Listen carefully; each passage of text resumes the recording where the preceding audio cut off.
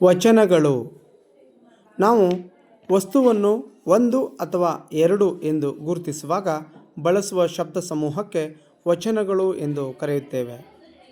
ವಚನ ಇದರ ಅರ್ಥ ಎಣಿಕೆ ಎಂಬುದಾಗಿದೆ.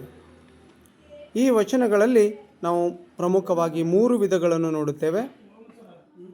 ಮೊದಲನೆಯದು ಏಕವಚನ, ಎರಡನೆಯದು ಬಹುವಚನ, ಮೂರನೆಯದು ದ್ವಿವಚನ. ಮೊದಲನೆಯ ವಚನ ಏಕವಚನ. ಒಂದು ವಸ್ತು ಎಂದು ಹೇಳುವ ಶಬ್ದಗಳೆಲ್ಲ ಏಕವಚನ ಎಂದು ಕರೆಯುತ್ತೇವೆ.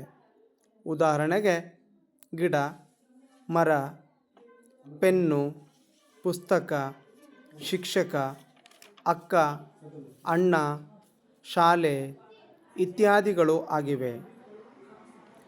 ಎರಡನೆಯ ವಚನ ಬಹುವಚನ.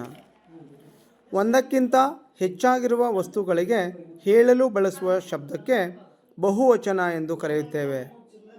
ಉದಾಹರಣೆಗೆ ಗಿಡಗಳು, ಮರಗಳು, ಪೆನ್ನುಗಳು, ಪುಸ್ತಕಗಳು, ಶಿಕ್ಷಕರು, ಅಕ್ಕಂದಿರು, ಅಣ್ಣಂದಿರು, ಶಾಲೆಗಳು ಇತ್ಯಾದಿಗಳು ಆಗಿವೆ.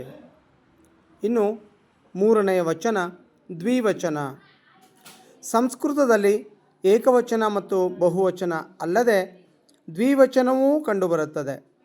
ಇದನ್ನು ಗೌರವ ಸೂಚಕವಾಗಿ ಬಳಸುತ್ತಾರೆ. ಇದನ್ನು ಗೌರವ ಸೂಚಕವಾಗಿ ಬಳಸುವ ಪದಗಳನ್ನು ನಾವು ದ್ವಿವಚನ ಎಂದು ಕರೆಯುತ್ತೇವೆ. ಉದಾಹರಣೆಗೆ ನಕುಲ ಸಹದೇವ, ಭೀಮಾರ್ಜುನ, ರಾಮ ಲಕ್ಷ್ಮಣ, ಗಿಡ ಮರ, ಲವ ಕುಶ, ಕರ್ಣಾರ್ಜುನ, ಕೃಷ್ಣ ಸುಧಾಮ, ನಕುಲ ಸಹದೇವ ಇತ್ಯಾದಿಗಳು ಆಗಿವೆ.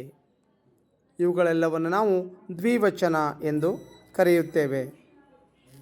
ಹೀಗೆ ಕನ್ನಡದ ವಚನಗಳಲ್ಲಿ 3 ವಿಧಗಳಿದ್ದು ಏಕವಚನ, ಬಹುವಚನ, ದ್ವಿವಚನ ಎಂದು ನಾವು ವಿಭಾಗಿಸುತ್ತೇವೆ.